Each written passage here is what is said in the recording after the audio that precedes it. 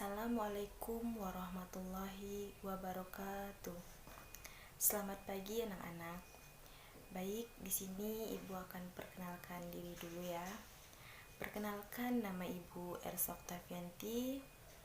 Di sini Ibu mengajar materi tentang pelajaran ilmu sosial dan budaya. Baik, sebelum kita masuk ke pelajaran kita pada hari ini, ada baiknya kita berdoa terlebih dahulu. Baik, Ibu yang akan pimpin doa kita pada hari ini. Sebelum memulai pelajaran, marilah kita berdoa menurut agama dan kepercayaan kita masing-masing. Berdoa, mulai.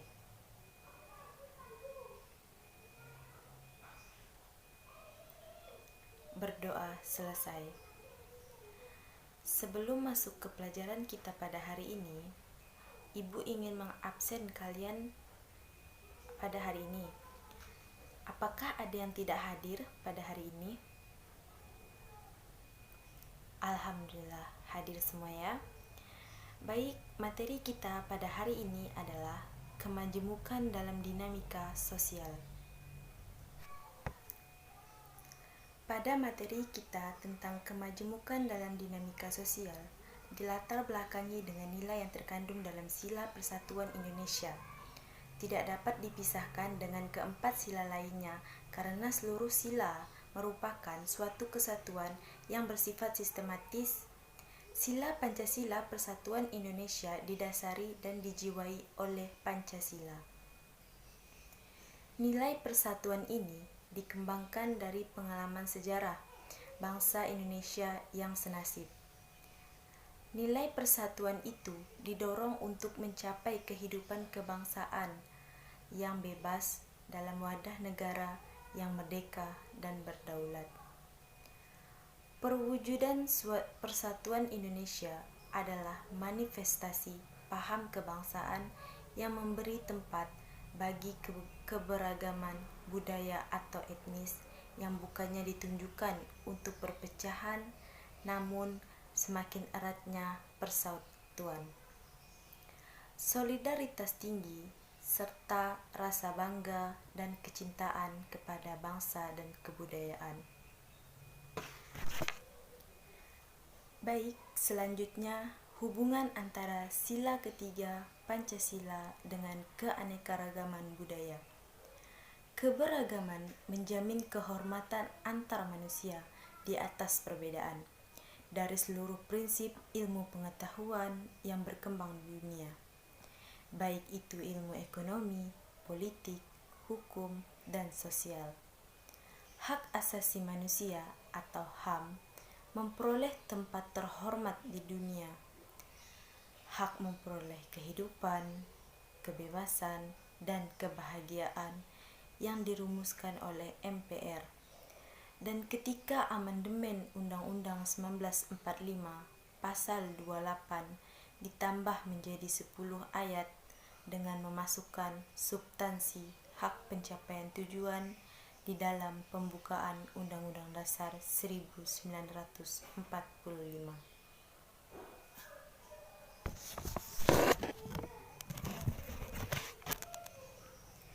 Pancasila adalah rasionalitas kita sebagai sebuah bangsa yang majemuk, yang multi agama, multi bahasa, multi budaya, dan multi ras yang bernama Indonesia. Dalam Sila Persatuan Indonesia terkandung nilai bahwa negara adalah sebagai penjelmaan sifat kodrat manusia monodualis, yaitu sebagai makhluk individu dan makhluk sosial. Negara adalah suatu persekutuan hidup yang bersama di antara elemen-elemen yang membentuk negara yang berupa suku, ras, kelompok, golongan, maupun kelompok agama. Oleh karena itu, perbedaan merupakan bawaan kodrat manusia dan juga merupakan ciri khas elemen-elemen yang membentuk bangsa. Baik, selanjutnya konsekuensinya negara adalah beraneka-ragaman tetapi satu, mengikatkan diri dalam suatu persatuan yang dilukiskan dalam Bhinneka Tunggal Ika. Negara mengatasi segala paham golongan, etnis, suku, ras, individu, maupun golongan agama. Mengatasi dalam arti memberikan wahana atas tercapainya harkat dan martabat seluruh warganya. Negara memberikan kebebasan atas individu, golongan, suku, ras, maupun golongan agama untuk merealisasikan seluruh potensinya dalam kehidupan bersama. Kebudayaan Indonesia, walau beraneka ragam, namun pada dasarnya terbentuk dan dipengaruhi oleh kebudayaan luar, seperti kebudayaan Tionghoa, kebudayaan India, dan kebudayaan Arab. Namun, nampaknya masyarakat kita lebih suka menghadapi budaya-budaya luar daripada melestarikan budaya kita sendiri. Hal ini harus bisa disikapi dengan seksama karena bila kebiasaan ini terus berlangsung tanpa proses penyaringan dan pengontrolan, maka dapat dipastikan bahwa budaya Indonesia akan hilang lenyap tinggal nama. Permasalahan ini timbul bukan karena faktor luar, namun timbul dari diri pribadi masing-masing. Warga masyarakat yang seakan malu dan menganggap kuno budayanya sendiri. Contohnya, budaya asing yang sangat negatif namun telah marak di Indonesia yang berisik pengkonsumsian narkoba dan aborsi.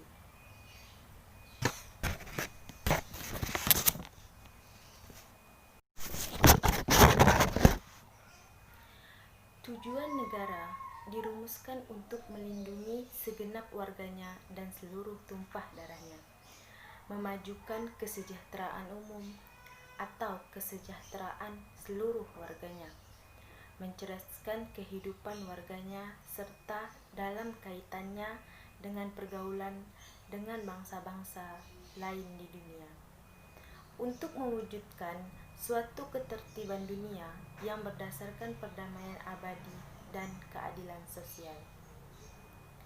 Kebenekaan yang kita miliki harus dijaga sebaik mungkin.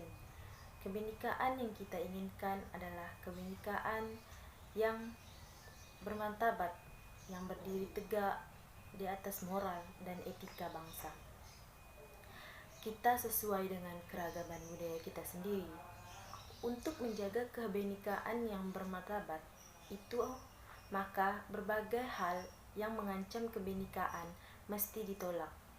Karena pada saat itu juga sesuatu mengancam moral kebenekaan mesti diberantas. Selanjutnya kita masuk pada pengaruh budaya luar terhadap budaya Indonesia. Kebudayaan Indonesia walau beraneka ragaman, namun pada dasarnya terbentuk dan dipengaruhi oleh kebudayaan besar lainnya. Dari waktu ke waktu, budaya barat semakin marak dan diserap dengan mudah oleh masyarakat kita. Tidak peduli budaya itu merusak ataukah tidak. Namun, nampaknya masyarakat kita lebih suka menghadapi budaya-budaya luar itu daripada melestarikan budaya tanah airnya sendiri.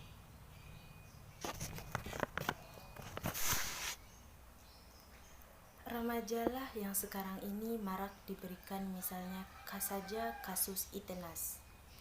Pengkonsumsian narkoba dilakukan orang barat untuk merilekskan pikiran mereka dari berbagai macam kerumitan hidup, untuk menambah stamina, semangat, dan kreativitas saat bekerja, itu pun dengan dosis aman bagi mereka. Namun, selain mempunyai sisi negatif, budaya barat juga mempunyai pengaruh positif pada budaya Indonesia. Misalnya, dalam bidang iptek atau ilmu pengetahuan teknologi, pembangunan, dan sebagainya. Yang tentunya, kesemuanya itu tidak terlepas dari pengawasan Pancasila sebagai paradigma kehidupan di Indonesia. Jadi, sekarang tinggal bagaimana cara kita menyaring dan menyeleksi budaya-budaya luar itu agar tidak merusak budaya kita. Nilai-nilai dan identitas kebudayaan daerah yang menjadi citra bangsa yang juga merupakan sebagai alat untuk mempertahankan harga diri bangsa ini mulai luntur. Masyarakat mulai enggan mengenali budaya nenek moyang mereka, padahal kebudayaan daerah adalah dasar dari kebudayaan nasional. Seluruh kebudayaan tempat yang berasal dari kebudayaan Indonesia yang beraneka ragam suku. Kebudayaan tersebut telah mengikat dan mempersatukan setiap kelompok suku bangsa Indonesia. Dengan demikian, kelompok suku bangsa akan tumbuh menjadi manusia berbudaya dengan kondisi unik terhadap nilai-nilai masyarakat di sekitar, melalui orang tua dan keluarga. Antara lingkungan dan manusia saling bergantung demi seluruh kebutuhan langsung dan kepentingan praktis manusia tergantung dari lingkungan fisiknya. Baik, selanjutnya kita masuk ke C. Konflik yang muncul akibat adanya keanekaragaman budaya Indonesia. Kesalahan budaya sering terjadi di Indonesia masa kini karena banyak pemimpin Indonesia menggunakan ukuran budaya asalnya sendiri dalam menghadapi wilayah di budaya lain. Sebagai akibat hubungan yang makin luas antar suku, kebudayaan nasional memiliki dua unsur kebudayaan yang dapat dikatakan sudah mantap, yaitu bahasa Indonesia dan Pancasila. Kesalahpahaman atau konflik yang timbul akibat adanya keanekaragaman budaya di Indonesia antara lain konflik Ambon, Poso, Timor Timur, dan konflik Sambas. Untuk mengantisipasi konflik-konflik yang di masa yang akan datang, masyarakat yang berpotensi tunggal seperti itu harus didorong untuk ikut beradaptasi dengan masyarakat dinamis. Jadi, penyelesaian konflik perlu secara spesifik, bukan dengan kekerasan. Dan pendekatan mungkin dilakukan adalah pendekatan budaya politik, yaitu menyerap dan memahami sari-sari budaya kelompok-kelompok yang berupa nilai yang mereka yakini, pelihara, dan sebagainya. Untuk menanamkan nilai-nilai budaya nasional pada generasi penerus bangsa, instansi-instansi hendaknya menyusun kurikulum tentang pendidikan karakter dan budi pekerti. Tujuannya untuk menjaga nilai-nilai budaya nasional dan penyangkal masuknya arus globalisasi, serta juga diharapkan mampu mencegah timbulnya antar konflik antar suku bangsa di Indonesia melalui ketahanan budaya.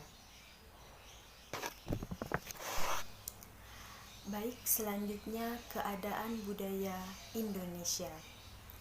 Kebudayaan Indonesia yang telah ada sebelum terbentuknya negara Indonesia pada tahun 1945, budaya kelompok akan tercermin dalam sikap atau kepribadian kelompok itu. Manfaat keragaman sosial budaya bagi bangsa Indonesia. Yang pertama, menjadi kekayaan budaya bangsa. Berbagai macam budaya yang terbentang dari Sabang sampai Merauke menjadi kekayaan Indonesia. Kekayaan budaya yang ada dilindungi pemerintah dengan undang-undang sekaligus mendorong pelestariannya. Yang kedua, mempererat persatuan kesatuan Indonesia. Bahasa daerah merupakan salah satu unsur penting dalam membangun suatu kebudayaan. Bahasa daerah menjadi identitas dan alat komunikasi bagi masyarakat penggunanya. Bahasa juga mencerminkan jati diri bangsa, Hal ini menjadi perhatian dari kita semua untuk melestarikan kekayaan bangsa agar tidak punah. Upaya yang dapat dilakukan yaitu kita mengajarkan bahasa daerah oleh orang tua kepada anak-anaknya dan menggunakan secara aktif di rumah untuk berkomunikasi dengan anggota keluarga. Menggunakan bahasa daerah dalam pendidikan terutama untuk kelas-kelas awal. Kebijakan penggunaan dan pelestarian daerah oleh pemerintah.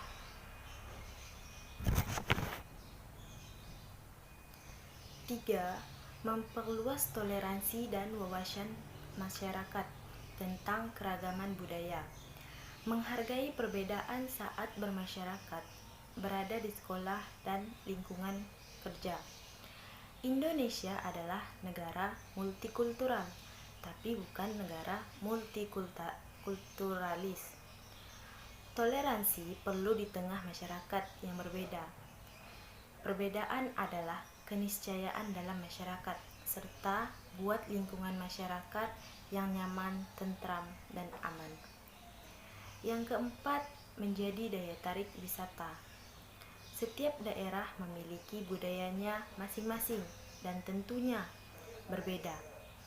Di suatu daerah mungkin menemukan kelompok-kelompok yang menggunakan bahasa yang benar dengan latar belakang sejarah yang berbeda. Peninggalan bersejarah baik bagi sejarah untuk dijadikan objek wisata seperti museum, monumen, dan tempat wisata lainnya. Wisatawan begitu takjub dengan beragam kebudayaan yang ada di negara kita yang begitu kental, yaitu Bali, Jogja, dan Toraja. Setiap tahunnya ada jutaan turis memilih tempat untuk dijadikan tujuan, tidak hanya berwisata tetapi menambah pengetahuan. Yang kelima, menjadi warisan budaya dunia. Unsur-unsur mulai dari bahasa, busana, tarian, kuliner, rumah adat, mitos-mitos, dan lain-lain. Beberapa budaya diakui menjadi warisan budaya, di antaranya silat, batik, keris, perahu, pinisi, gamelan, dan lain-lain. Jadi, keragaman budaya sosial berdampak positif menjadi identitas bangsa dan negara Indonesia di mata dunia, memperkaya kebudayaan nasional, mempererat persaudaraan, dan lain-lain. Baik, selanjutnya kita masuk ke F, solusi yang diberikan Pancasila dalam mengatasi konflik. Solusi yang diberikan Pancasila dalam mengatasi konflik, nilai-nilai yang terkandung dalam Pancasila merupakan tuntunan dan pegangan dalam mengatur sikap dan perilaku manusia dalam kehidupan bermasyarakat dan bernegara. Di dalam Pancasila terdapat nilai yang digunakan bangsa Indonesia sebagai landasan serta motivasi atas segala perbuatan, baik dalam kehidupan sehari-hari maupun kenegaraan. Nilai-nilai Pancasila tersebut tertuang dalam butir-butir Pancasila.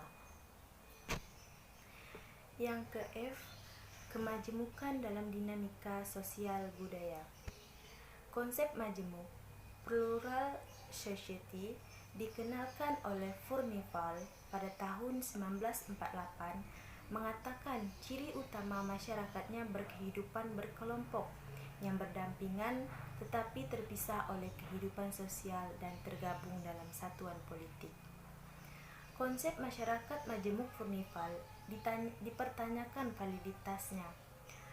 Usman Veli pada tahun 1989 mengkategorikan masyarakat majemuk di suatu kota berdasarkan dua hal, yaitu horizontal dan vertikal.